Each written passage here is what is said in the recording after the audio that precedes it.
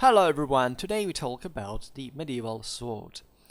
Since last year we had the opportunity to look a bit more in detail this topic, mostly from a symbolical, even religious point of view, not just a military, apological one. Right? As a medievalist, I'm also relatively skeptical about the relevance of inquiring to in depth, let's say the material side of the story to pretend to find some substantial positive information data that we can integrate into our understanding of medieval warfare simply by saying, look at what this sword is made like or this armor is made like.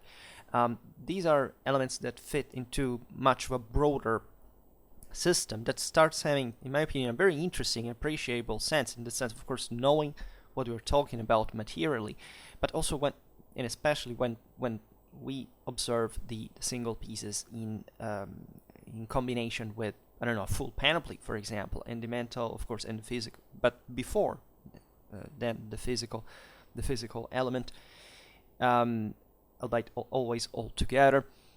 So we will surely talk way more about medieval sword. I think I will create, in fact, a playlist to collect all the videos we made so far, and this one is just to have a broader introduction to some of the, in fact, the material part, but also the symbolical meaning of the sword, which is altogether a lot of stuff, because also, materially speaking, if we had to really go in depth, we could make tens of videos, and I can absolutely say that I don't have the competence for that. I can easily find information, but I have to, study it carefully, because in fact I'm just a medieval, let's say, a historian, but not an archaeologist, and I study warfare mostly from a tactical point of view rather than from, in fact, arms and armor one.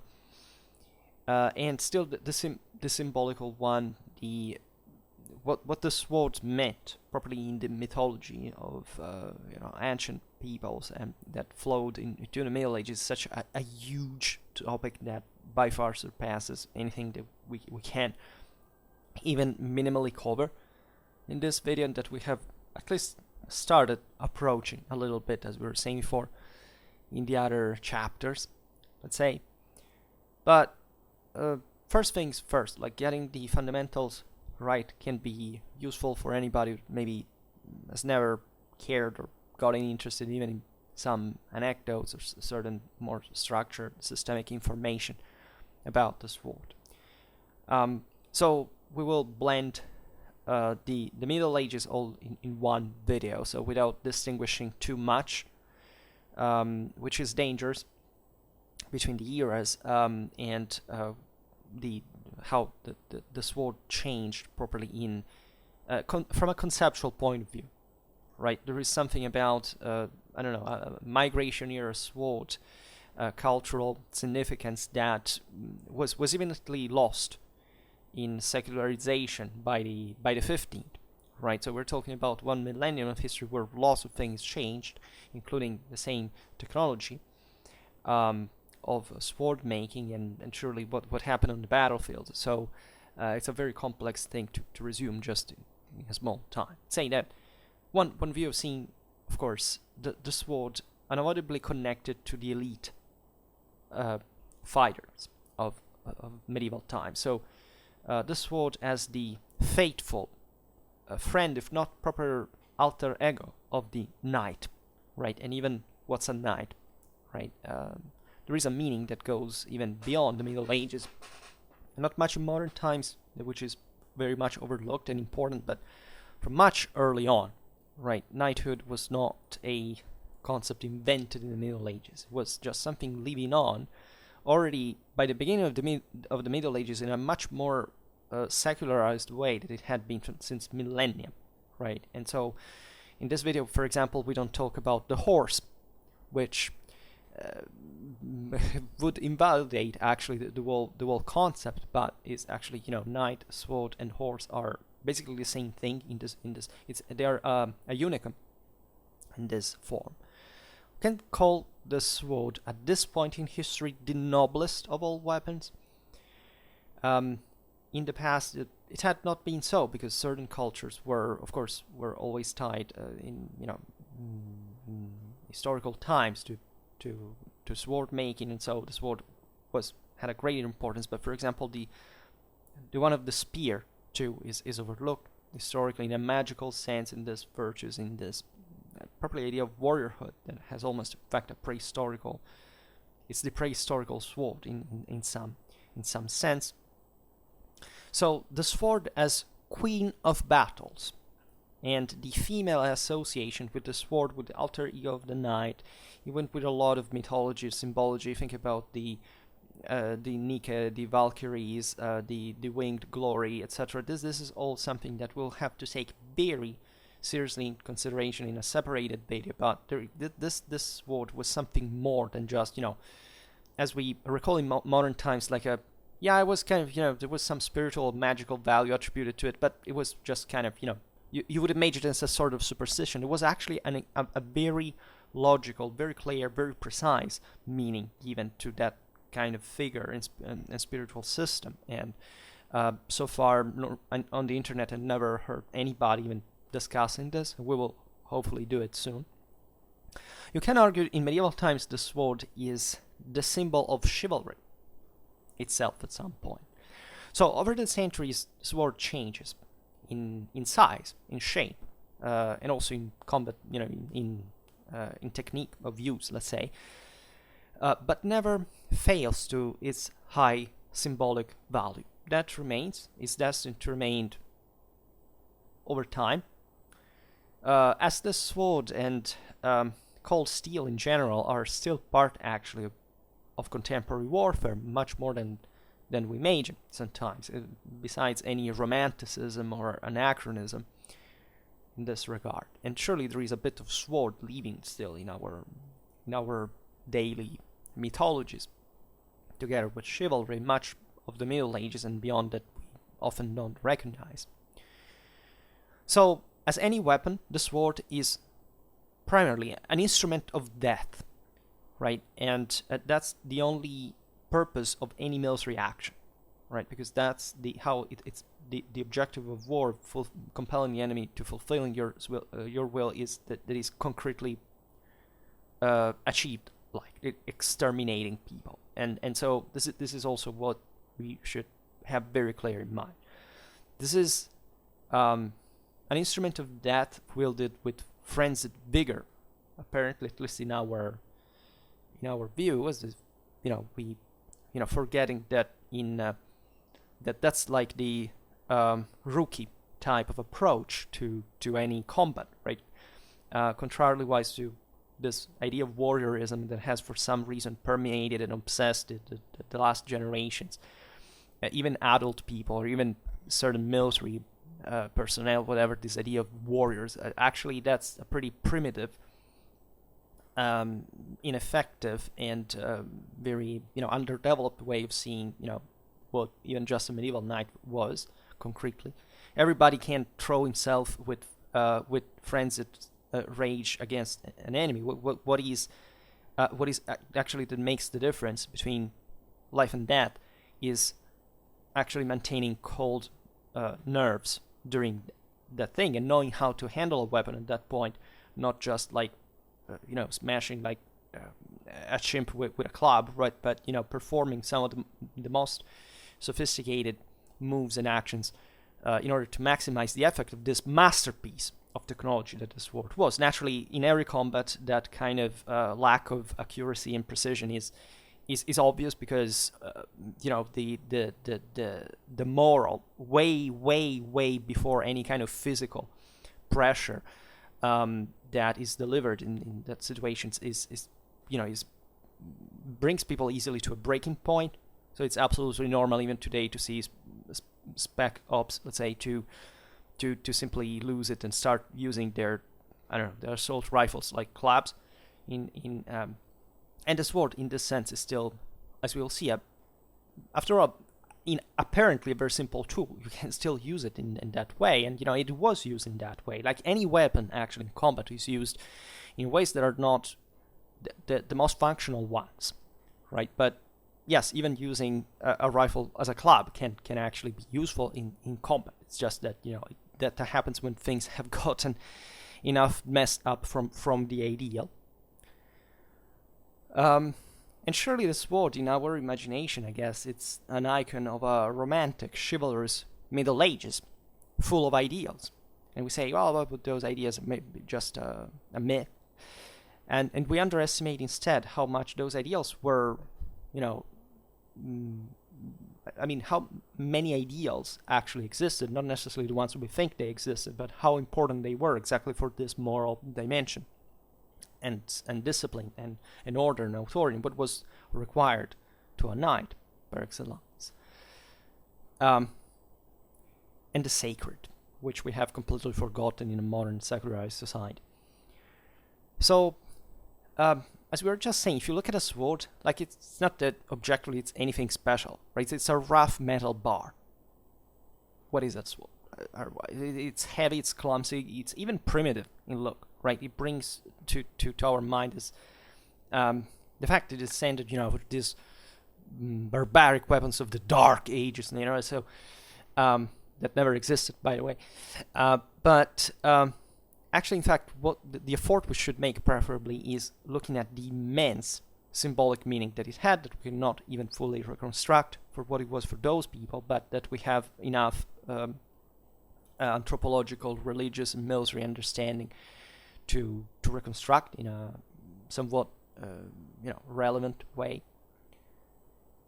And so swords drip in say, with blood as much as with history, with feats, with heroic or also cowardly deeds, depending essentially on the hands that have wielded and brandished it, because there is always an enormous responsibility, a blessing that can turn into a curse, right? Just like the double-edged weapon itself represents. So the sword condenses within itself so many characteristics of that world. You can just, it's not just medieval, as you understand. And so trying to make this effort to understand it involves indeed some competence and effort and work, right, that should of course restore a correct, faithful, and realistic picture of that distant and fascinating era, which too often we approach just by saying, okay, whatever my opinion is about that. We all do it. I do it myself at some point. But say when you approach the depth of such topics, you realize that you also have to be very careful about what you say. And there is naturally always a lot of debate academically, scientifically. There's a lot of experimental archaeology. There are a lot of activities also carried out by people who know a lot about certain things from a material point of view, but maybe lack from a theoretical one, and vice versa. So we all have to learn something from it, from one another. So if you look at a sword, we can say in a way that I presume this is correct. I mean, with all the approximation of the case, but especially if we think about the feudal world, where that a sword condenses in itself as a fruit, say, medieval civilization as a whole, right? And even in this apparently primitive-looking thing, there is essentially the most sophisticated and precious product of the technologies of iron and steel knowledge of the time, as well as an unequivocal political and social meaning and standing and status proper. It's as if the whole community worked to have, okay, not just the sword in itself, but the sword as primarily the alter ego of the same symbol of that society. It was the knight, for which basically the entirety of the community worked. The peasants working very hard for the enormous cost of this for a pre-industrial society, and the subsistence economy, a ridiculous surplus, crop rate that they had, could provide for this guy to train literally a lifetime with enormous expenses, and the clergy to provide this knight with the adequate indoctrination in Christian faith, and so to be able to carry out things that a normal person wouldn't mentally be able to do objectively. So Um, there are very few peak of complete professionalism in military history as the one embodied by a medieval knight, right? By the 13th century especially, you can maybe see an Ackman there. So it's a double-edged weapon, and as such it has also a dark side, as we were hinting at before, because you see, it's a world of symbols, right? If a raised sword symbolizes essentially the royal power as such, right? If turned upside down, it can mean war, destruction, death, and shame. So there is obviously a deterrent capacity of a sword, where even when it's unseated, and then a material one, right? You have to, somebody has to bear the sword, right, and has to be able to use it. Then whether it is to be used or not, and for which reason, that depends on the individual. But it also depends on what happens in the outer side. So the principle of authority and justice there are entrusted to the same, through the same sword, to the ruling class. And so, weapon par excellence of cavalry, mostly, because yes, knights fought basically in any possible tactical situation that you can imagine, but they were indeed fundamentally horsemen. The sword often carries, however, a symbolic value that goes beyond its military use, as we've seen. It's not just an instrument of death. For example, it's connected properly to the sacrality inherent knighthood, right? It was almost a priest-like character of early knighthood that we have also forgotten about, that, for example, provided the knights to actually elect to make another knight, right, by ranking dubbing him, right? So we see mostly in the affectionate, almost touch on the shoulder or on the nape by another knight with a sword, this kind of introduction of the effect of the would-be knight into properly knightly brotherhood, right? But that is reminiscent of some of the most radically, traumatic, psychophysical realities in the history of mankind, relatively to the initiatory rites that were at the base of these warrior brotherhoods, right? So we see, by the time these things could be documented in detail, right, the world had much, already by the Middle Ages, secularized in ways that completely hide the unspeakable level of atrocity that those initiatory proofs actually entailed, right? And very often could be mortal. At the same time, we made lots of videos speaking of these things, about the ancient Indo-European war bands all over Europe. Later on, the Germanic comitatus, the Gaelic fiannas, and it's not just anecdotal, right? It was something extremely dark that, in this sense, had necessarily to symbolize even the path, naturally, of the warrior from the darkness to light, without which there couldn't really be any other way of testing the moral quality, also the physical one of the individual. So the sword decorates the tombs, Ik, Yachet, Miles, right, and often appears also in common objects. Like you can look at, famously coats of arms, insignia, scrolls, right? Even it was used also in the civilian wars sometimes to symbolize figurative power, and also a symbol of rank, of course. So the sword is the emblem of the soul itself of the good warrior, right? Giving your sword means to give yourself, right? And so using it for evil deeds leads to damnation, because it's if you betray that sacred nature of the same. And justice is also depicted iconographically in the West with the sword, which indicates the righteousness of the same weapon, contained within the same weapon. So the incredibly violent potential to make good or evil that is at the base in many ways of any civilization, right? There can't be any worth of human dignity without an idea of justice, of judgment, of responsibility. So everyone, I think we have always or seen a sword in our lifetime. If you go in museums, and you would appreciate, visibly, I don't know, the ornaments of the guard, the handle of the knob, things like these, and generally speaking, what the physics of a sword, even in its elementary characteristics, can entail, right? But only an expert eye can distinguish the peculiarities of its main part, the blade, right? And the subtle but very important differences that it makes it different from the others.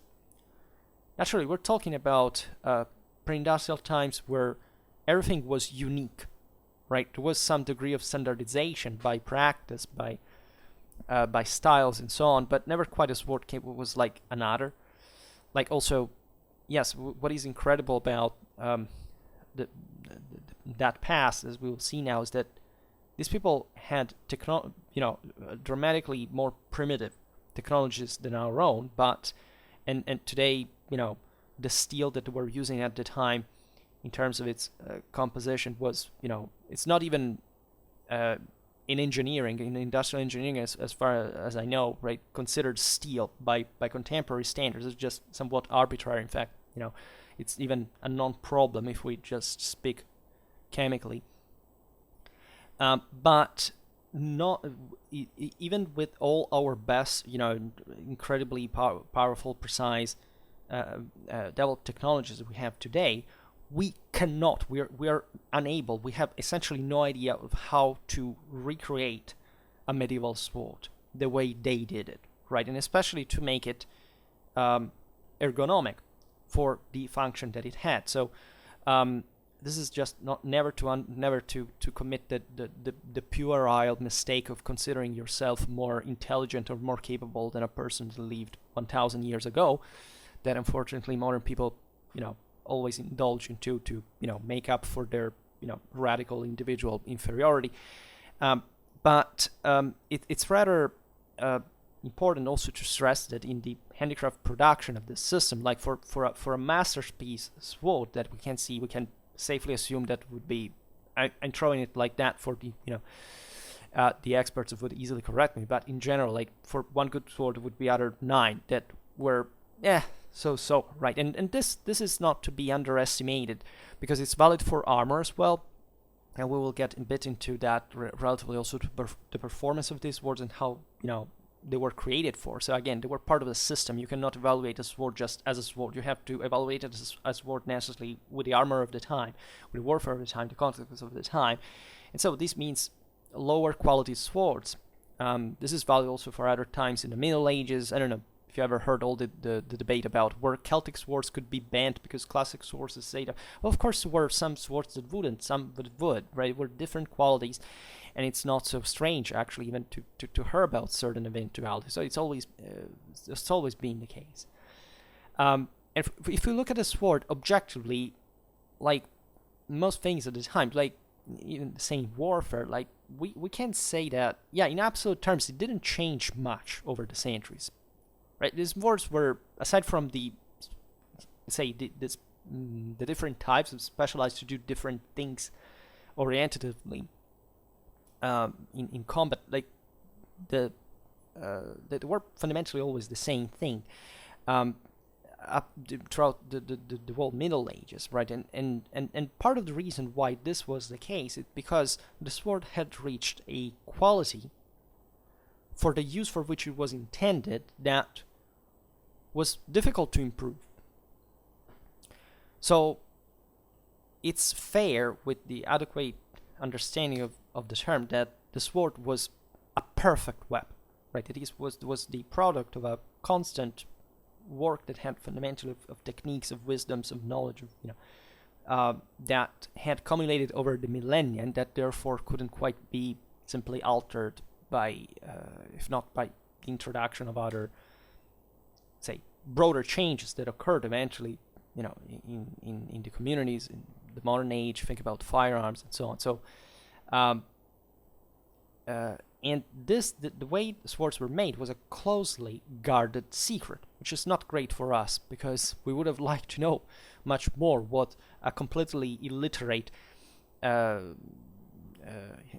say early medieval smith actually had in his head. And unfortunately we don't, right? We have stories, we have sagas, things like these, also from later times, that can make us see certain procedures. We have seen it. We made videos on Germanic swords, the migration here, and so on, and we know how say roughly how these swords were made. But again, we have in terms of detail or possibility of replica, it's practically impossible to know.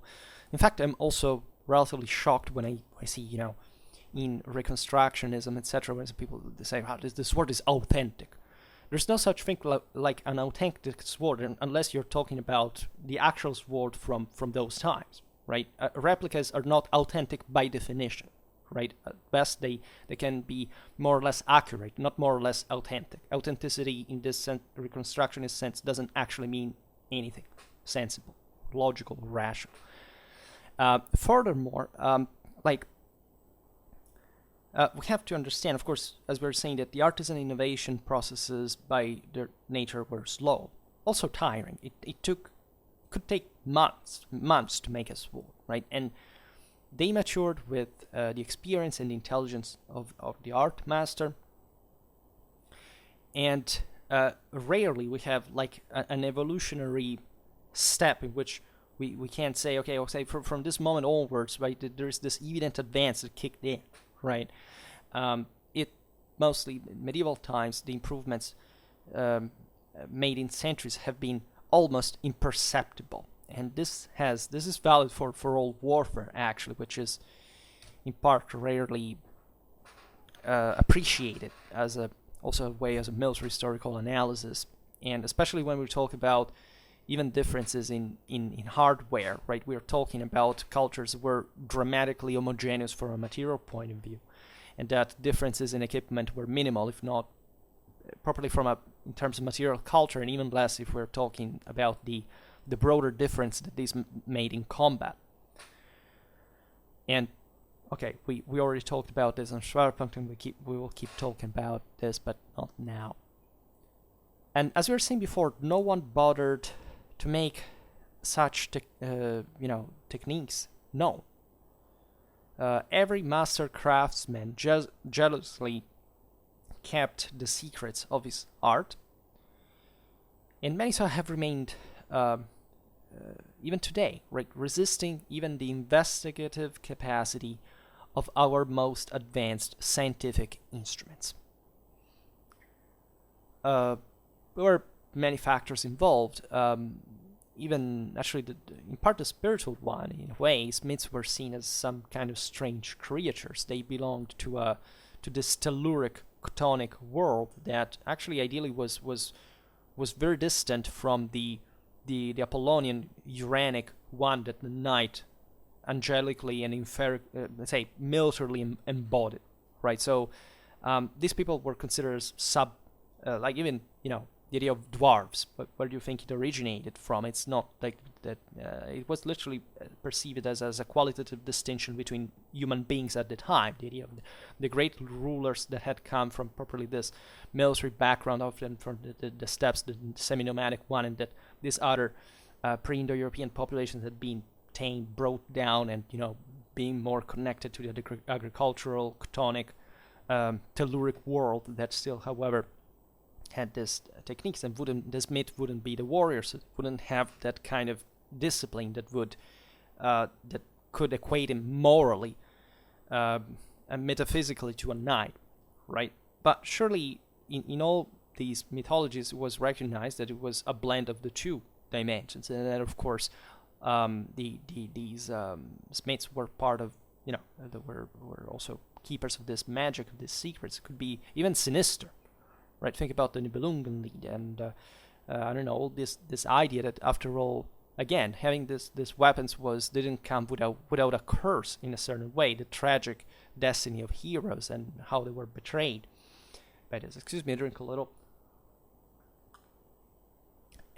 Anyhow,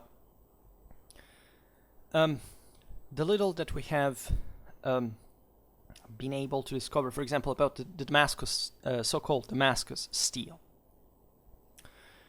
brings it closer in terms of characteristics to the most innovative modern alloys, definitely, but we have no certainty about its production of technique.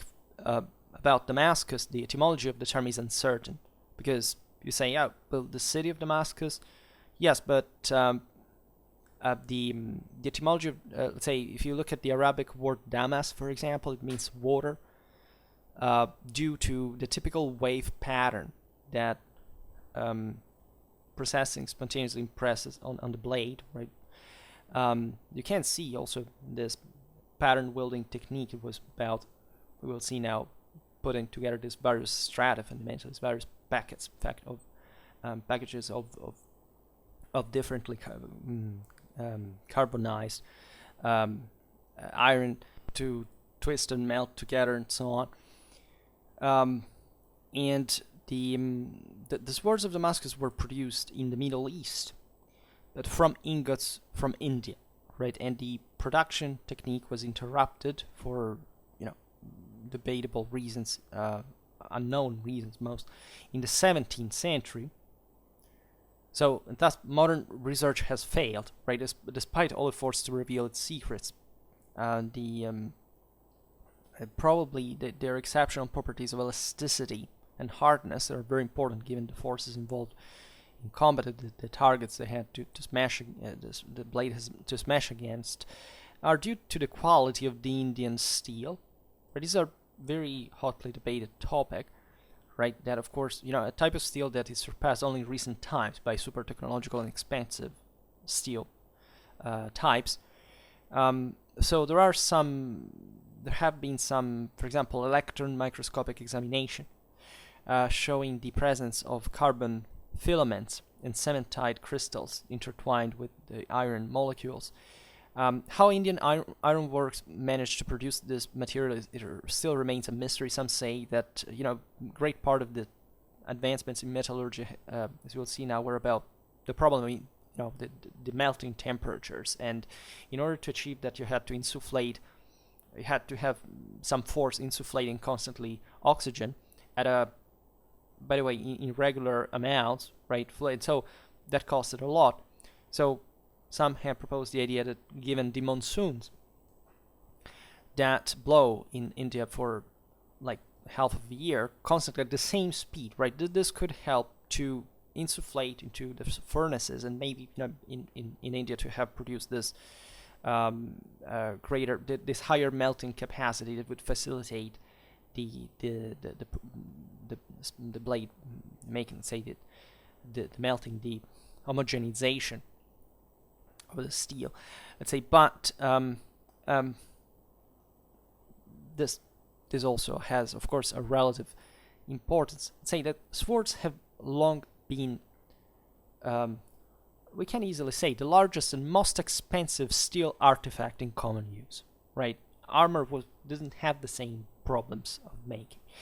Eventually, artillery came to, to change a lot of things in properly in the same metallurgy, because they were above all in bronze or brass, right? That are more elastic alloys and that are more suitable for containing the power of an explosion, and so less subject to friction, therefore to wear, right? But the swords had technical requirements that necessarily required the use of steel instead, right? Which was resistant and flexible at the same time. Iron had, in this sense, undisputed merits, which were the envy of other metals. A knight did not need it only for the sword. It needed for the same armor, that in this sense was complementary to the same sword in an offensive defensive fashion, right? Of use of the same sword. And also, I don't know, to reinforce the horse hooves. I don't know if you ever thought how costly that could be, because that is worn out, right? The irons of the steeds in particular required a truly enormous consumption of metal for the time. When Richard Lionheart left for the Holy Land, he ordered as many as 50,000 from the English farriers, which, if we count also the nails need to fix them to the hooves, were equivalent to something like 10 tons of iron. So you can imagine also the cost of armor and arms, etc., for that matter.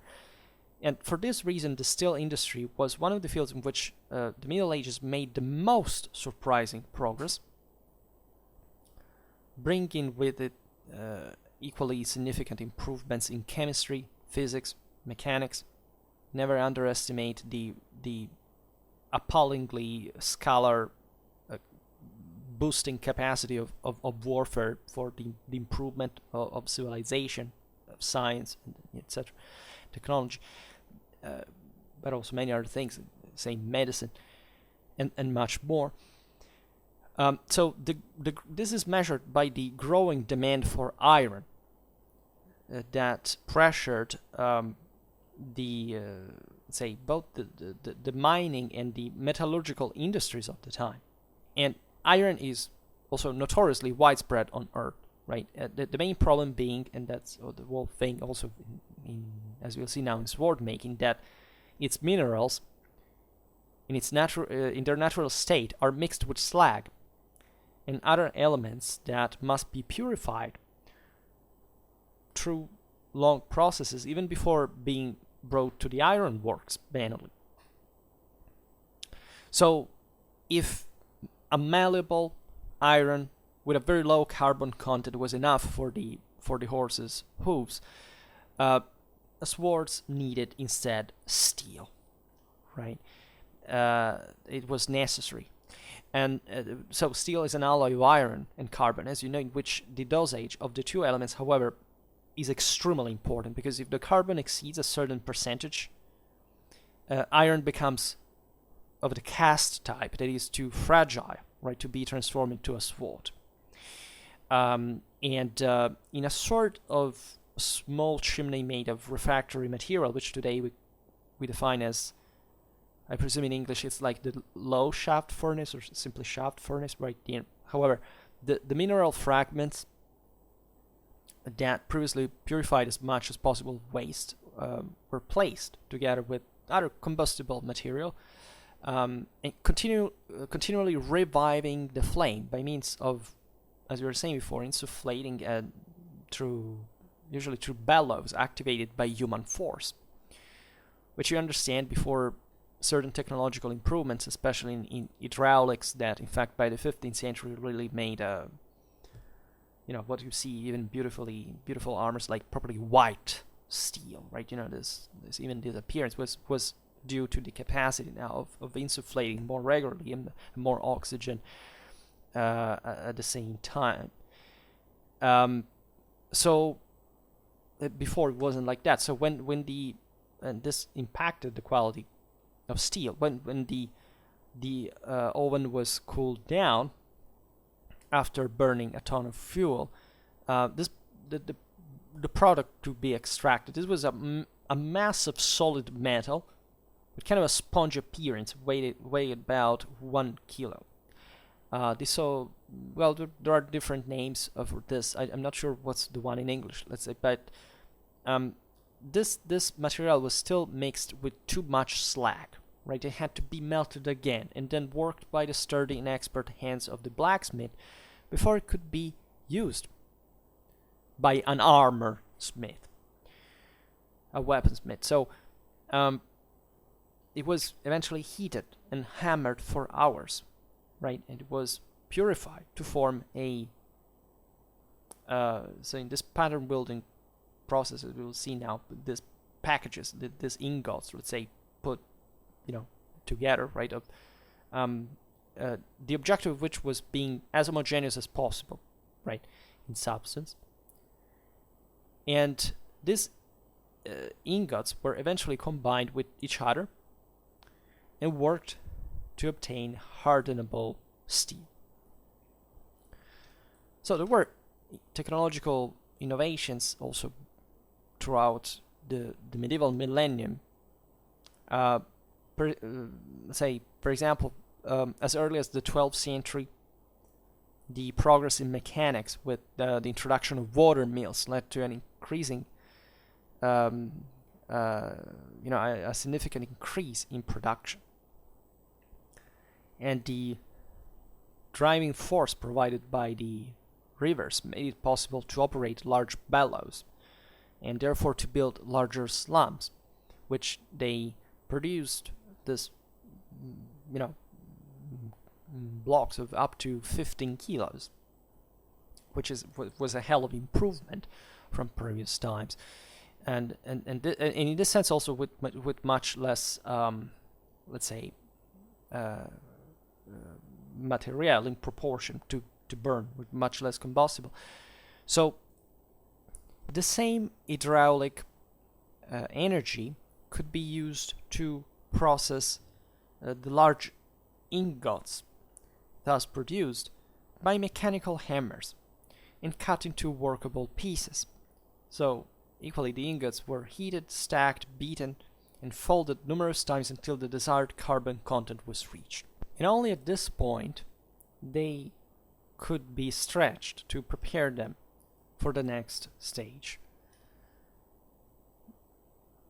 The bar thus formed, however, was not yet ready to become a sword, because in the bladesmith's workshop it was twisted alone or with other bars of different types, and then flattened to finally give shape to the blade.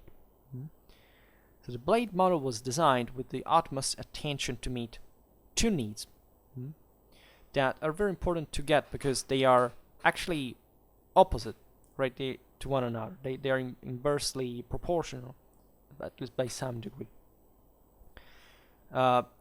Handling and power, right? So, and as we will see, we will explain what was the compromise that had to be reached here. So, handling depended on how close the center of gravity of the weapon was to the grip, and therefore to the fighter's hand. That's obvious, right? The more the center of gravity was pushed in this direction, the easier the weapon would be to handle with dexterity, right? The problem, though, is that the center of gravity of a blade is essentially a place where you have to, hit the enemy with, because as we've seen, it's the place where that delivers more force, right, against the same enemy. And so the closest it is to the hand, and the, let's say, also the less difficult it is to use it, also properly to deliver that force safely. And the knob placed at the end of the handle had not only the function of preventing the weapon from slipping from the finger, from the fighter's hands, but also served, if not above all, to precisely calibrate the balance. And you can see in that, the knob has all an evolution, right, from towards high medieval times. It gets ever more of a kind of a palmar ergonomic design, so that you properly understand also the dimension of the swords were increasing. There's the bastard, the 1.5 sword, and so what this means is that gradually, even though one hand was still, of course, there would be also double hand swords later on from the end of the 13th century onwards, but this half and 1.5 hand sword, for example, there is kind of the largest sword you can use on horseback. By the way, you can't do it with a double hand sword, and still, these knights would fight on also dismounted. It would be increasingly large, but also in this sense increasingly needed to be directed with the help of a second hand that would have to, in fact, use the knob in an ever more ever more frequent way, and what was the other element was, however, the power of the sword, right? This depended on the energy that could be impressed on its point of impact, as we've seen. There is a center of gravity of the same blade. And since the tip was the part that would have, understand, by swinging, acquired most speed during the blow, conveying the weight towards it resulted in a more powerful impact, as in the case of the iron clubs, for example, in which the point of impact and center of gravity were concentrated in the head, making them deadly weapons and properly, very effective against armor. So you understand that between handling and power there are two diametrically opposed needs, at least in direction, because it's about it's about the location of the center of gravity across the blade, right? The closer to the hand, let's say, the more easy to operate the sword. Let's say, the most distant from the hand, the greater the reach, right? But towards the enemy, but also the greater the difficulty of handling the sword properly. So there was yet another process, which was the sharpening of the blade. This is an interesting point. I know it's debated. There are modern reconstructions about this to tell us essentially how it could have been, but there are interesting things to consider. Historically, throughout the Middle Ages, the blade was sharpened over time, over the centuries, with increasingly finer grained materials, to the point of being razor sharp, right? Only the best steel had the ability to keep the edge. So yet this other improvement that made the swords over time, throughout steel technology, the more effective, also the most difficult to operate, and therefore requiring ever greater professionalism. And this is, so swords were to cut naturally, and it is important to stress that, of course, on the battlefield in medieval times, the majority of troops were, were actually armored, but with mostly organic material, right? That sometimes can make miracles, let's say, but it's you don't find somebody went combat like literally without any kind of protection whatsoever. That's a kind of padded clothing and so on. The problem is the relation also, however, with the elite of properly metal armored troops.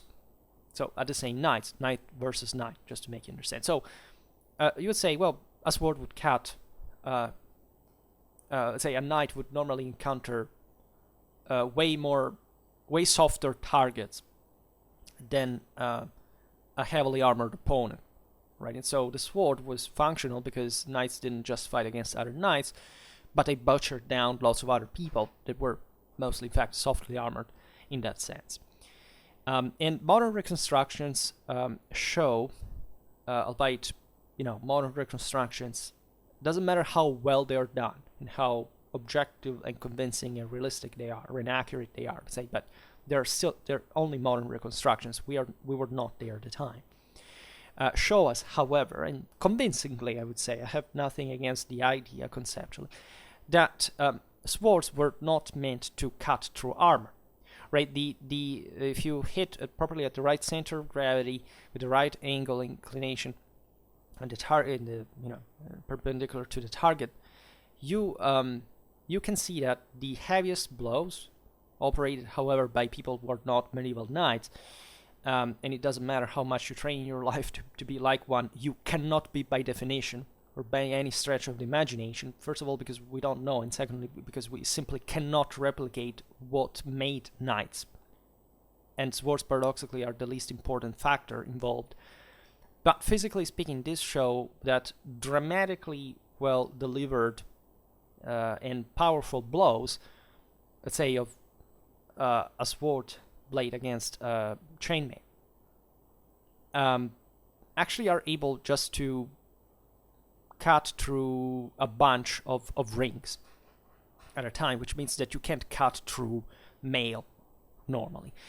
It is true that in this sense, no blow was, hardly any first blow was definitive. Secondly, that there is not just the damage to armor, but importantly enough, and that's also why all the padding underneath was for, but like properly the blow that you could receive through the armor with a force delivered like that, and so broken bones everywhere, right? And so this was enough sometimes to knock out an opponent, just to kill him in another way, right? To incapacitate him or whatever.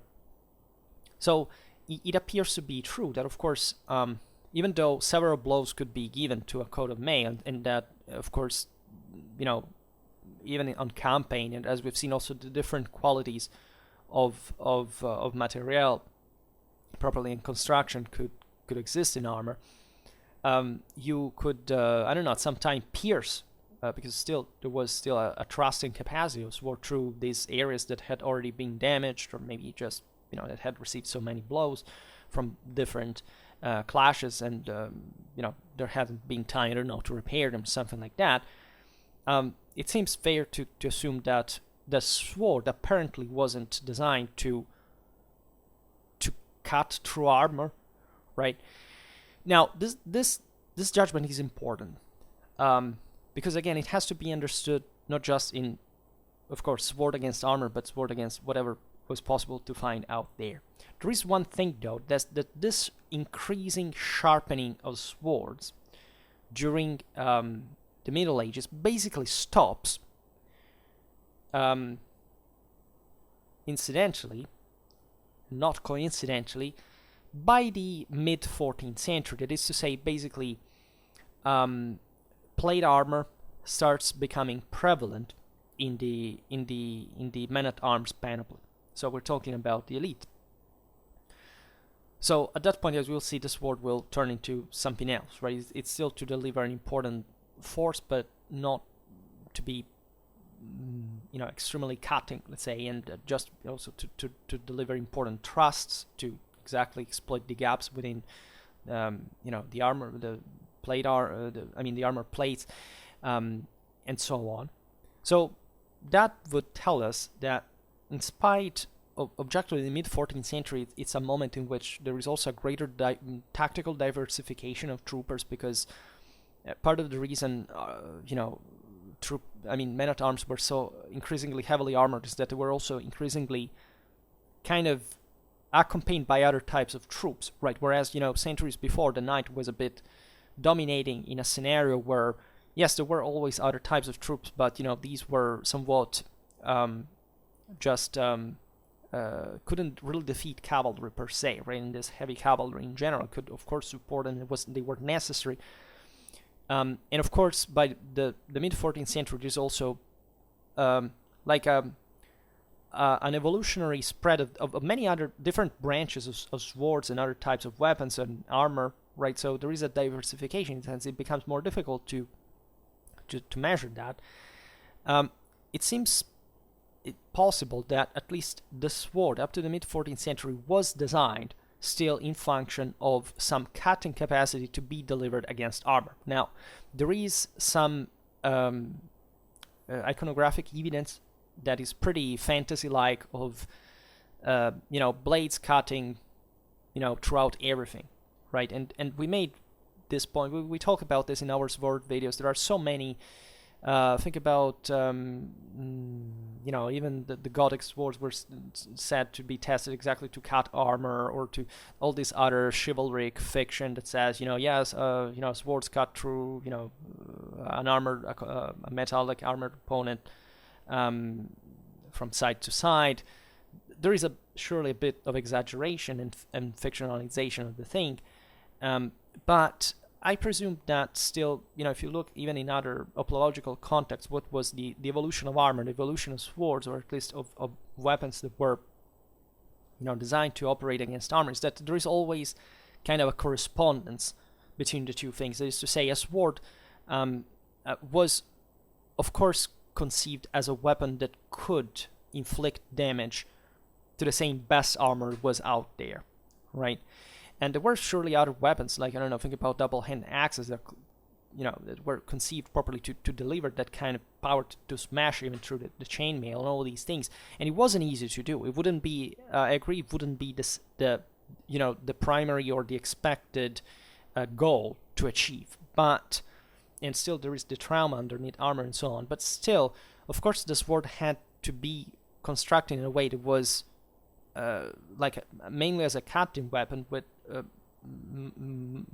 comparatively more reduced thrusting capacity to cut through also the hardest of targets, and so also against mail, right? So the degree by which this was true at the time, we don't know, right? Modern testing again suggests that you don't just cut through chainmail that easily, but still the insistence of medieval sources on that as a sort of standard, albeit exceptional one, so the top swords, shouldn't make us underestimate even the possibility that this was more thing than what we may imagine. And still, this considering different qualities, even though archaeologists probably might say, well, maybe these qualities are not to be found, or this is strange because at least the metal elements would be found. I don't know how to what are the parameters to measure such things, and in this sense also how much reconstructions are are just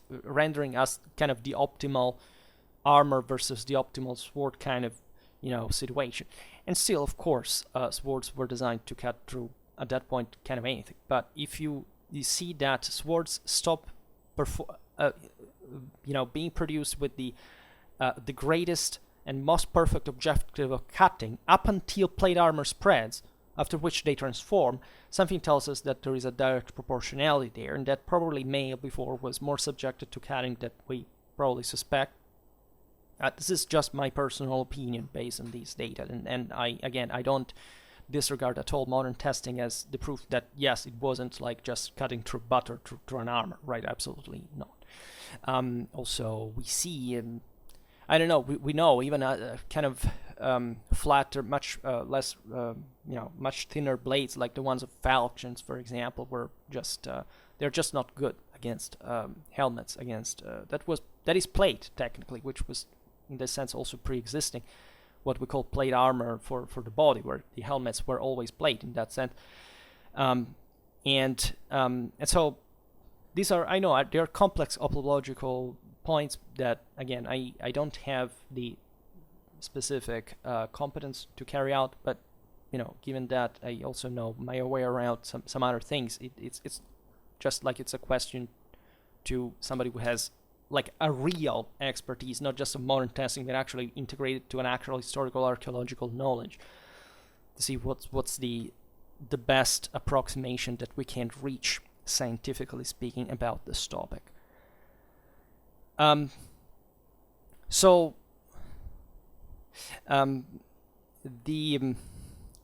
careful calculation of the center of gravity and the best point of impact were yet extremely important for the efficiency of the weapon in battle, right? You can argue that that's the whole deal of the sword, right? There is a very easy way to see what's the center of gravity of a sword, like of a blade specifically, is you have to just try to keep the blade obviously from the flat side. You don't want to cut yourself, and seeing on a finger, like transversally, but with a flat blade on it, and see where does the balance of the sword stands, right? And there you have properly its point of balance. And the agility of the sword remains the most important feature, right? How to handle, because if the first blow may not always be decisive, the effectiveness of the impact is absolutely fundamental, right? Thus, we have, sharp swords with robust cutting edges, with a lenticular blade profile, and often provided with one or more central grooves that lighten them without compromising the solidity, so-called Blutrinne in German, that has nothing to do with any kind of blood dripping, because channel, because they thought that this groove would be the one channel for making the blood drip. It has nothing to do with that. It's just you make the blade lighter, but without compromising in fact its solidity, and blades would blood would be literally everywhere from head to toe, not just on the sword for that matter, right? It's exactly imperfect and pure butchery, right? If you wonder what these people were normally trained to do without blinking of an eye. And so from the mid-14th century onwards, as we've seen, the sides of the sword are nearly parallel and taper towards the tip to allow for thrusts as well.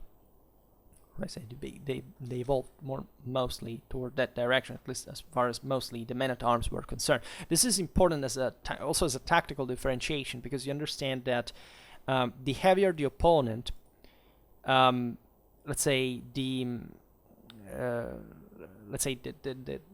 of course, the closer you have to go, in a sense, to inflict that blow that can damage an armor. And in order to do that, you have to be very well armored yourself to approach the enemy at that distance. Whereas somebody much more likely armored would prefer a pole armor, something to remain at distance, right? This was truer also before the period. But that still confirms the fact that the spread of double-handed swords, I don't know, you see how frequent, how normal they were, I don't know, by the mid-15th century, pole axes, even maces and so on, confirmed the fact that they were mostly used by men-at-arms. So by the same people who not only were covered in armor, but were fighting against somebody else with armor. So the idea that still, in order to cope with that plate armor, you would need a sword that was not mostly, as emphasizingly, produced in function of cutting, like it had been before, at least, reveals probably what we were saying before as well. Always keeping in mind still, yes, that there were other types of combatants that could, interact in the system. Another element that bladesmiths must pay particular attention to is the flexibility of the sword and the way it reacts to blows. Right, because handling weapons, especially at great speeds on horseback, is actually very dangerous for your own safety as well, because a vibration of a blow can have a negative impact on the fighter's wrist. Right, there are all techniques on when you charge on horseback to properly, even with a spear, to just let pass the opponent without sticking your arm into him, because the forces involved in that thing is just your elbow jumps, right, your shoulder jumps, it's you're broken, your arm is broken, there is nothing you can do anymore at that point. So it required an incredible level of training, and it's essential also that the sword itself, given the blows that you have to repeatedly inflict just even on a stationary target, is that it has to be harmonic. It doesn't have to be too rigid nor too flexible, because you want really to hit hard, but you don't want this thing to transmit back the counter coup and have it some anatomic danger on your hands, wrist, arm, and so on. So when in the last years of the 14th century, the first full plate armor began to appear, which over time became more and more robust and covering, even the swords accelerated their transformation. If you pick an armor between the time of Charlemagne and the time of, the 13th century, yes, there are differences, but they're basically the same thing, just in the essentials. From the 14th century, 15th century, technology starts changing ever faster, so you can even trace historically, aside from the fact it's a much better documented time, even archaeologically speaking, not just documentarily, it's a written form, but you can see this sharp change, right? And so, as we were saying before, the slashing blows gradually lose importance, talking about the sword, to the advance of thrusts against the joints and weak points of the armor, because also thrusting in that sense can't really do massive damage. The same cutting power these weapons was enormous, and you can imagine how effectively in thrust it would be at the same time. So swords, we can say, taper and become sharper, So ideal for nimble yet powerful blows. So you see, how gradual still the thing maintain, and just think about properly in a world without like a centralized supervision on sword making. There was some important industrial centers in Europe. The traditional, the best organized was surely the Lombard one. In terms of arms and armor, by the 15th century, Bavaria starts becoming quite important. There are armories also towards the modern age, centering on certain specific, close to certain specific courts and capitals and so on. But how, let's say, how much, what is striking about the evolution of arms and armor, we made multiple videos about this, various troops types, and hopefully covering the whole Middle Ages in this sense, is how, let's say, certain innovations, kind of, you find them for the first time somewhere and at some time, and in a few years you find them all over Europe, or Western Europe, also, depending on how far the commercial penetration of the West reached, and it reached very far, and so how, in a sense, say properly interconnected this world was, first of all, but how much capacity of assessment there was regarding the changes that would make this technology more, more effective, more functional, right? And so it's not just an accident. It's not just yes, it's a gradual change, but it's not. It's extremely fast in the capacity of adaptation, right? To the same, and in say information sharing by the time. It's extraordinary, because this is not much about the late Middle Ages, right? But it's still, you can see it by the 12th, by the 13th century, right? So even seeing how difficult it was and complex it was to make a sword, right? It's logical that the best armorers were proud to put their signature even on their sword, as it was done in a work of art, right? It was just a brand saying, this was made there, right? We can imagine all imitations and things. This was done everywhere, like coins, fake, let's say mint marks and so on, to stress, the quality of the same currency and so on. So this trademark sometimes became very famous and were sought after everywhere. Some of the earliest types are the swords of Ulfbert type, produced starting from the 9th century up to the 11th in the workshop of a Frankish blacksmith, found at that point all over Europe, engraved with the same name of their author.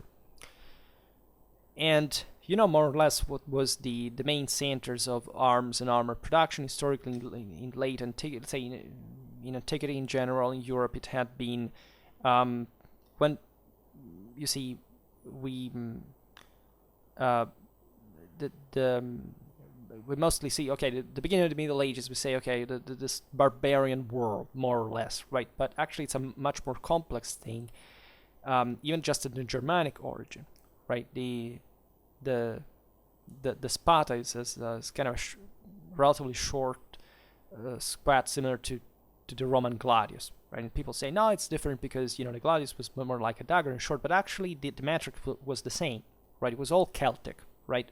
Roman and Germanic swords, right? At least Roman, starting from the gladius hispaniensis, were actually very, very good cutting weapons. They were not designed primarily to thrust. Yes, it's true that the heavy legionary infantry in the 1st century, 2nd century AD had, functionalized mostly towards thrusting their gladius, but the matrix and still was effectively the one of a Latin sword. And so what had kept remaining, by the way, in the same Roman army, especially in cavalry, but in part also in infantry, properly as the spada, it was of Celtic origin, and in turn was actually a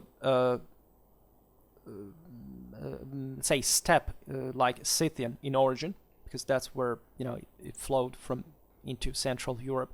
saying Germanic spada is, in this sense, of Celtic derivation, of Celto-Roman at that point, given the cultivation, say, of the evolution of Germanic material culture over the centuries, distant, contact with the Celts and the Romans.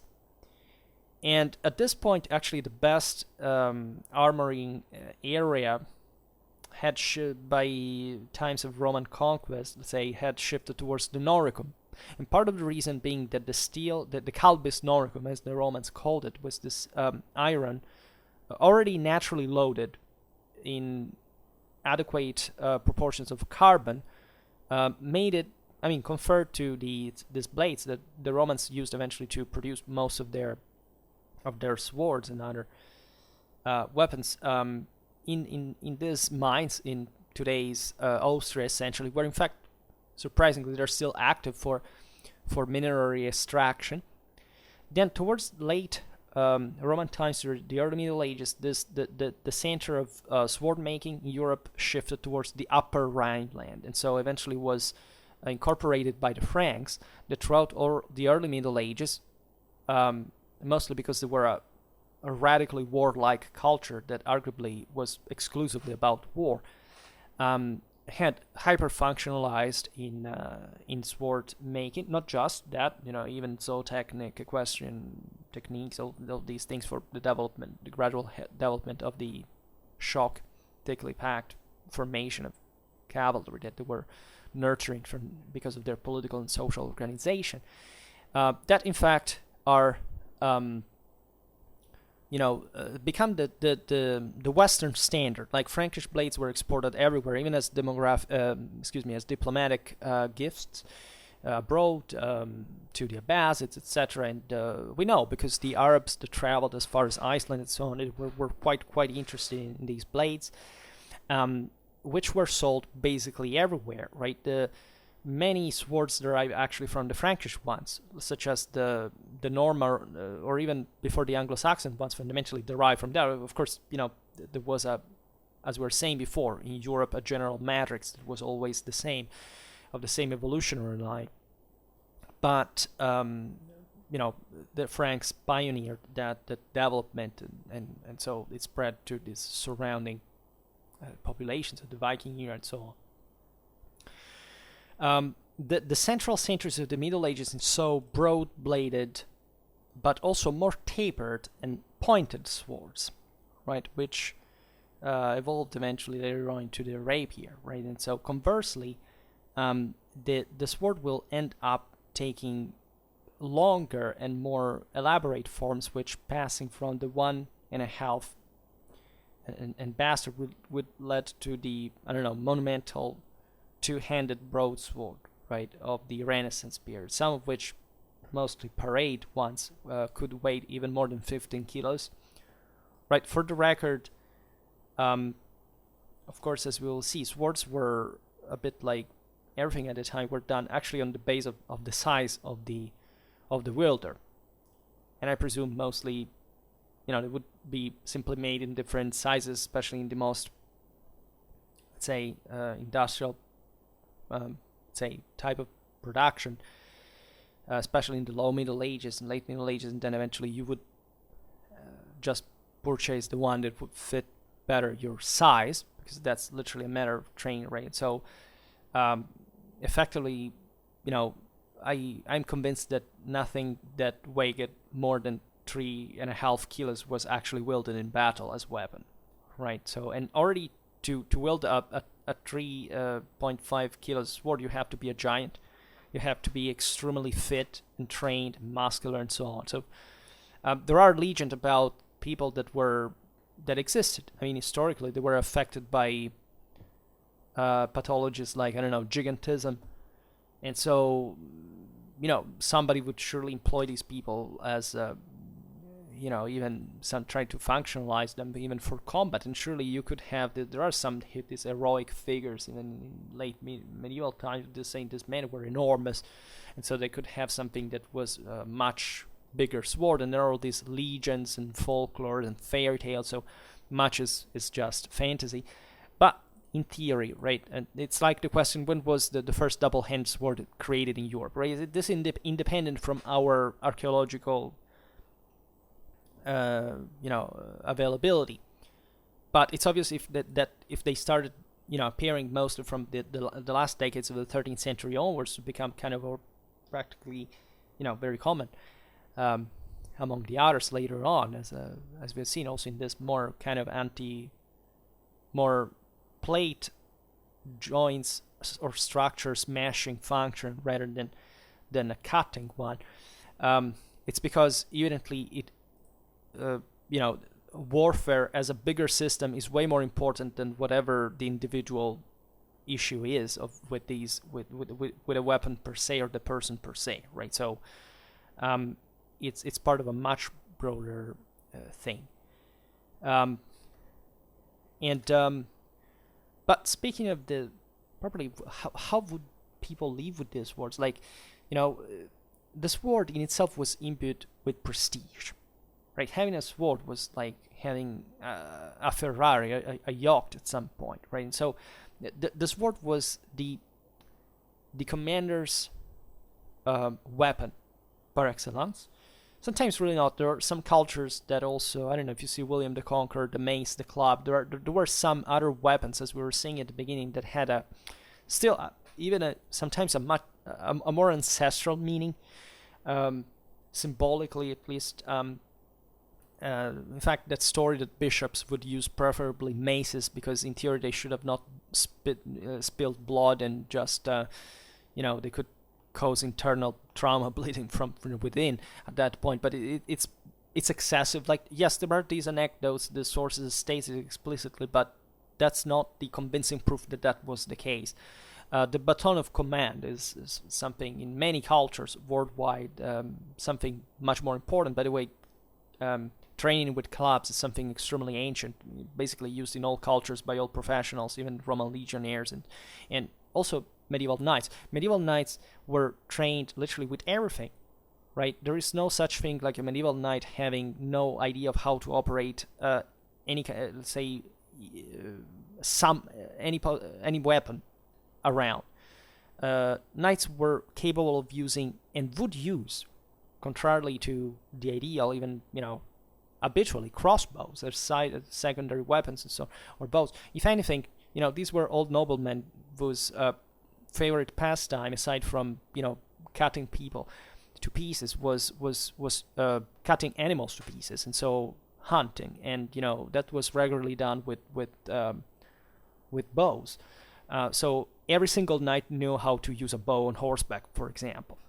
And so again, as we were saying before, the fact that eventually they would fight just in another way, preferably, doesn't mean that that has a broader collective functionalized reason, not the fact that they wouldn't know or they wouldn't have in other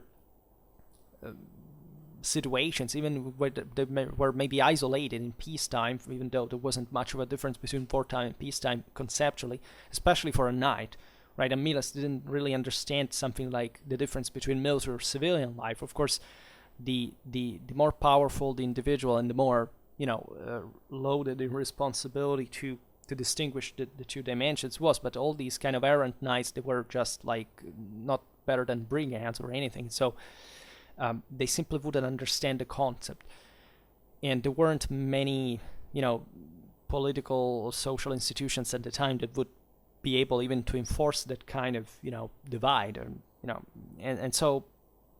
But the point I was making is that it's a myth to read those things. The popes banned at some point the crossbow, because that's actually a very that's a misinterpretation of what that meant, right? Those were attempts to essentially stamp the rise of certain types of troops rather than the weapon in itself that occurred by the 12th to 13th century, where the infantry masses very often erratically moved at some moments, and in some part of the West would make extensive use of crossbow. It was a perfect anti-cavalry weapon in many ways. So it's not that the popes were much concerned, or the knights themselves by ethics, much concerned about the fact that somebody would use bows, because in their armies, they would equip themselves, people with them. or at least they would require them because they knew they were dramatically effective. It was just more like a political slogan, that is to say, don't shoot the knights, because the knights are the elite, and the elite is the one that holds the world political and social system, the establishment. And so it was something very different from what we're normally told, just like a naive forbidding of, some. And still we have to understand that for, albeit it's not true really that most of, let's say, that the Middle Ages were just described historically by clergymen, because, especially starting from the 13th century, this in some areas of Europe, it's just evidently and massively not true. It is true that, many historiographers were not, at least military men themselves, and wouldn't even need to be so specific, or even when they were sometimes, they wouldn't be so specific about describing, the technicality of combat, which is also very eloquent about what one of the same people that took part in these clashes would actually wanted us to know about them, which is arguably more precious than even knowing about some weapon technicality, if you think about it. But I've studied a bit the thing, and it seems to me that aside from the chivalric ideals that surely permeated the knightly class, because they had a very complex function that transcended just the military dimension and encompassed more the word universality, still, there was by default a different way of doing things where, nobody was even that surprised, or the average knight would have not even been, shocked, or maybe even felt guilty, or, would have cared that much about, I don't know, using a crossbow in a confrontation. So this is relevant to understand in practice. And as far as the superior meaning, the symbological one, the moral one, of course, a sword could be just a precious ceremonial object. Many medieval swords that arrived to us were sometimes ceremonial, were evidently not made to be used in combat. There is a bit of debate relatively also to what this means. I'm referring specifically to swords that were kind of built like objects, not like weapons, right? Think about the Joyeuse of Charlemagne, right? Or even these later, kind of manufacturers. I'm at least instead more skeptical about the idea that extremely expensive swords would not be used in actual combat when they were actually designed to be real weapons, right? And that had a dramatic psychological, that would confer a dramatic psychological edge, even showing the munificence of that thing. So why not, right? We know that knights went to battles, at least the high nobility, royalty, with extremely expensive panoplies, and in the dirtiest and the most violent and crushing and damaging, clashes that you can imagine. So it's not entirely true that the most expensive stuff would be just spared, right? That there was some of that, right? We know it happened, but in certain occasions, maybe surely the minority ones, but it's not necessarily true.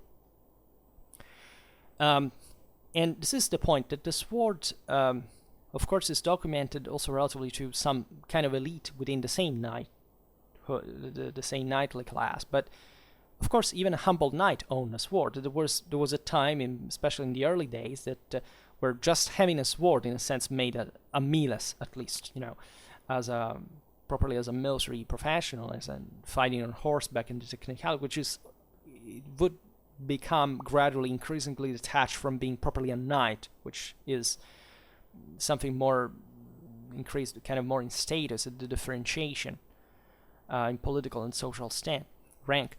In any case, the sword before this time had indeed represented the sign of the dignity of a freeman, right? And we know this because this was independently even from the type of weapon, the right to bear arms, right? Initially, it would have been even just a spear. In the poorest situations where even swords were rare. I don't know. Think about Germany at the time of Augustus. It was literally a prehistoric, and we studied as a prehistoric context where even metals were scarce. So things changed gradually, but still the idea that the sword would representing itself the same manhood, virility, freedom, and so this in principle, according to the older mythology, this inherently sacred and potentially would be heroic character of a freeman, and was embodied by the same sword. And often the sword was given as a gift to the child at the moment of birth, as a wishful, as a good auspicium, let's say. And the little one would grow up playing with the sword, exercising with lighter ones, of course, at some point, until his strength and dexterity were adequate to the weapon that was given to him. In other cases, the sword was given to the boy only upon reaching adulthood, so consecrating the end of childhood and his rebirth as a warrior. And you know that there was very often this initiatory path starting from early age, like 6 or 7, were separated from their mothers, from their families, and sent to be schooled, let's say, in some of the most traumatically abusive passion, but still to create these people that are, medieval knight is psychiatrically probably one of the most interesting things to hear, that these people were capable of butchering, I don't know, newborn babies without blinking an eye, and yet they would start crying if they were sung, this chivalric tales about, even remembering women, and they would imagine that the mothers that they had left when they were children, or their sisters that had died of child birth, as was dramatically often at the time. So there was and so this also alter ego of the sword as a female, as a woman, as a spouse, right? When Durandal, when Roland is dying, but he doesn't think about his beloved that is dying of pain because he's also away at fight. He thinks all about his sword, right? There is some kind of psychopathic personality disorder without which you can't really be a killing machine object. So again, never underestimate what these people went through to become knights, because it's something that we have completely removed from our historical memories, that we should very pretty much and clearly recover. And as for much of what actually also even previous times were in a much more generalized way for basically any person at some level, any male at least, that was meant to fight. Another important aspect, as we've seen, is the cost of the sword. I made a video about these things recently. Again, as I was saying, we will create a playlist for you to find it more easily. This idea of passing the sword from father to son, right? They were often, swords were not often really new, right? They were family treasures, handed down from generation to generation, as evidence of the wars fought in the past, also the defeats, and in any case, this idea that there was some kind of literal force living within them that was, increased by, in fact, the collection of deeds and so on, and coming from this mysterious past from which the world was ever more secularizing and rationalizing from, and that yet, seemed, kept transmitting at least the core of these ideals. So the symbolic value prevailed over the material one. There is no doubt about this. The moral dimension is more important than the physical one in the world, right? With just matter alone doesn't do anything. It's all we have is thought to work, and of course it requires a physical effort, but the thought is the first thing. This is embodied also by the perfectly well by the ethos of knighthood and all the military religious cultures of the past that stressed, of course, this set of values that had to go beyond the mere brute force that mostly pertained to these Dionysian monsters that, in fact, the Indo-European populations thought the subjected populations were, because they thought they were essentially stupid, like the idea of the Titans, the idea of this chthonic, telluric forces, the giants, also in the Germanic mythology are also prominent, because what's the point? They're very, very strong, yes, but they're stupid fundamentally. So the hero out-tricks them, not just because he finds a shortcut, but because he's more intelligent, he's wiser, right? And so this was the prerogative of the the senior, also of the military, of the war bands, right, that still existed by the High Middle Ages, that were to eventually think when to make war or not, right? The younger was just to prove his value and learn through hard practice or die in the process. But you would expect from the grizzled veteran to have seen it all before and to have mostly understood what is way more important than any individual effort, but the collective one. And so even the political connection, Clausewitsianly speaking, that exists between, the instrumental connection exists between politics and war, and so when to make war and when not. And so that was also the prerogative of a good, let's say, civil ruler, albeit, as we've seen, the distinction between war and peace was not really, it had to be both things at once, which is something that we have unfortunately lost. We have detached politics from the obvious realization that we always have a gun in the closet, and that, even if whether we like it or not, we could get into a war, and we should at least know how to fight one if we want to hope to survive or to help other people. So that was extremely clear in a world like that, where any mistake or even doing everything right could simply bring you to death. And so you had to learn quite quickly and well what to do in a very fast and effective way. The fact the symbolic value prevailed on the material one is also witnessed by the fact that sometimes these treasures could consist just in a piece of a sword, right? A simple fragment of the weapon that had belonged to a glorious ancestor. And again, even here from paganism, sometimes the idea was that this magic was almost a physical one, not just living throughout the genes by descent, but ideally something emanating properly in a physical sense by contact with the same piece. It's a bit like the relics in Christianity, and in fact, many swords had also, famously enough, relics stuck into the handle to confer this, to overload the weapon with this magic spiritual force. And so where's the boundary there, also in the very gradual process of evangelization of Europe. Furthermore, the sword was the most prestigious recognition that a feudal lord could offer to a vassal or subject.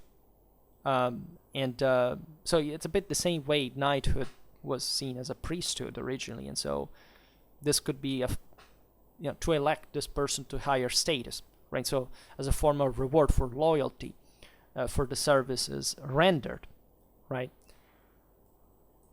And the weapon thus became the knight's most precious asset as well, not only for its high market value, but above all for its symbolic content. And we have seen that sometimes sources say that the swords could be paid an enormity, astronomic ciphers, and it's albeit they costed really a lot to make.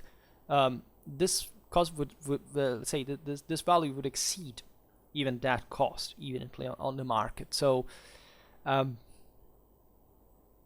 this tells how important really swords were at the time, for the same motivation, right? Not for the hardware, but of the software that they, that they could endow their owners with, which again is way more important than the material side. And so the sword is the faithful companion of the knight, both in war and in peace. It's just a bit like the horse, but even more important. The sword was kept with the knight in the council chambers. He would be allowed to carry it even in the presence of the king, albeit obviously he could not unseat it. And the sword was the knight's witness in the case of an oath, and the weapon of choice in duels, right? With sacred weapons, by the way, in the process, because very often, swords were often blessed on altars. They were seen to be even the medium through which the deity intervened in favor of the just.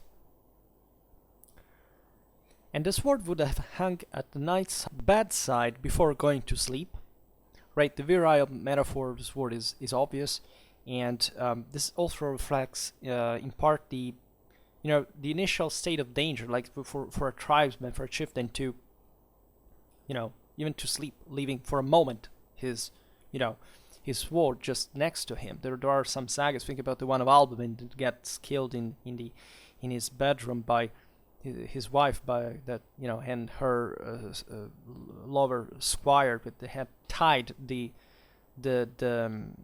sword to the bed so that he could not brandish it, and so he would get killed. And so did the killing, and again the tragic destiny of Germanic heroes that get killed in somewhat even undignified way, but still revealing the importance of these, the intimacy of this weapon, the necessity to never betray the sword, right? Because even the one you shared the bed with could betray you. The sword doesn't betray you. That's the moral of the story, right? And of course, the sword would have hung at the knight's side at his death, right? It would have been buried with him, or given as a moral inheritance rather than a material one to the dearest and most worthy of his relatives and friends. And the cross also represented by that is sword formed by the vertical blade handle axis, right, and the horizontal one of the guard leads to a natural juxtaposition between the sword and the cross of Christ, right, as also full of meaning for a Christian. You can imagine for a crusader. In fact, they could simply fix the sword in the earth, as it was actually already done in these broader. See, the knight as the sword as an alter ego of the knight. If you think about the Sarmatian, war, let's say, tomb mounts that were topped by a sword that embodied properly a deity, and in this sense also the heroic alter ego of the dead, from which seemingly also the Arthurian legion stems from Britain, from possibly these traditions brought by Sarmatian auxiliaries of the Roman army in the post, in the Romano-Brittonic period. And so this thing continued even in the Christian tradition, in fact, and the sword is and the cross are of course both the tools for fighting evil. They're symbols of redemption, honor, and freedom. You would pray to the sword, and the knight considered the sword almost as a part of himself. As we've seen himself as well, there was a much deeper religious meaning in simply saying, the sword is me. This is a millenary tradition that literally saw in a person two different souls, right? One which was to pass anyway, and another one that could survive in an heroic sense through these military deeds, and that would literally appear in the form of an angel or some other etheric creature on the battlefield. Sometimes also in the form of a woman, in a sense. It could be victory, but also this other. In fact, that's what the Valkyries fundamentally were. The myth was all blended in. The one of glory itself, that in this sense, in the greatest moment of peril, would appear as a vision on the battlefield. And in many cases, it was believed that the sword concealed the soul, in fact, within itself, and had a magical or supernatural power, such as to make even, in some instances, the knight who wielded it magical and supernatural. Right? It was, in a sense, the sword teaching the knight how to use her. It's like a relationship between man and woman, right? It has to be negotiational, in a sense. It has to be confrontational to make both grow and to make the relationship work.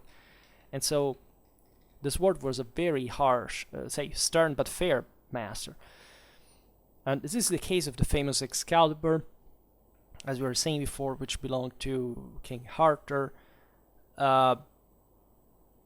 The personification and humanization of this word was often so strong that the weapon was even given a name, in fact, like in these cases. And so it was literally another person, right? There are the joyeuse, the joyful, which belonged to Charlemagne.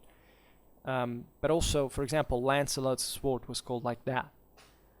The Zulfiqar, also in the Islamic world, was the sword of Ali. It was as you know, Muhammad's son-in-law, and also martyr for the Shia and so on.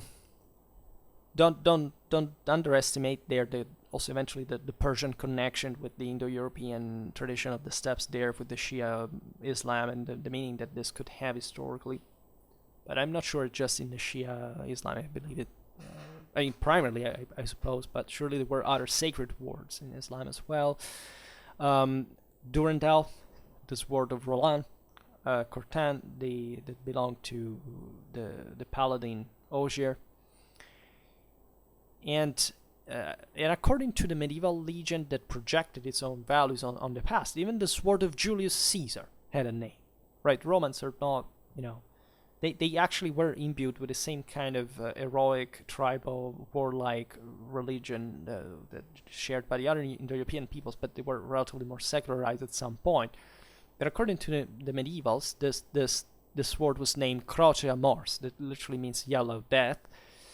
So you see how important it was for them to think there had to be a sword next to every great commander. It probably was, right? As far as we are concerned, I mean, Caesar might actually, in its modest way, thought of a sword like that. Now, by its nature, the sword was a symbol of physical destruction, as we said at the beginning of the video. But not only, right? It was associated also with the concept of righteousness and determination of the spirit, right? It's the idea that without authority, order, discipline, and so with the threat of violence that law enforcement implies, there can't be any justice, right? The length of the blade itself denoted almost the spiritual height of the person who wielded it, because in more primitive societies that kind of also physical capacity embodied that kind of dramatic moral individual effort was needed in the absence of a centralized system that could enforce a uniform collective discipline like in modern states, and to make up for it, and so to express this, as we've seen, mostly this quality of leadership that somewhat equated approximately the physical effort, the discipline that it required, because knowing how to handle a sword came with all other forms of education, of course, that entailed the religious one, some games too, some words, yes, always revolving around warfare in a way or another, but they still were other exercise of intelligence, not just knowing how to use a sword. And due to its symmetry along the central axis and the two sharp blades that each look at different sides, the sword became obviously a double meaning, right? A symbol of moral balance and judgment, right? Always presenting with a choice to make. And thus, the faculty that this implied, so the right to administer justice, the idea that he who had a sword that in this sense could cut in half a person with a single blow, well, that came to somebody that was recognized by the community as he who would have to do that in case, in the very unstable political and social situation of the time, tried to break the order of things. And so it was the same thing with order itself. So it's not much about the pains and the torture that the weapon can procure, but that sense of fairness which is capable of discriminating between faults and therefore also exercising leniency when necessary. And so when we look even at the right, of armed possession and so on, this is an important thing in every human juridical tradition, because it entails this broader, the risk that is inherent to owning such weapons is, given their potential, is still, presenting with the very teaching side, the educational and spiritual dimension, they're calling for individuals, for individual responsibility to use such power. And so a way to train people to be also better citizens, right? And so to be somebody that can help making justice on their own. So this idea of sacredness that still was present in the free, right? Not that something given by the state, but as somebody, but inherent to the individuals to make a state together, which is where the whole responsibilization comes from. Then we could go on for very long talking about these things, but let's say for now we stop it here. I just hope that you enjoyed this video. If you did, please share it. Otherwise, leave a like or subscribe to my channel if you're interested in my upcoming content. And for now, I thank you heartily for listening to me. I wish you a nice time and see you next time. Bye.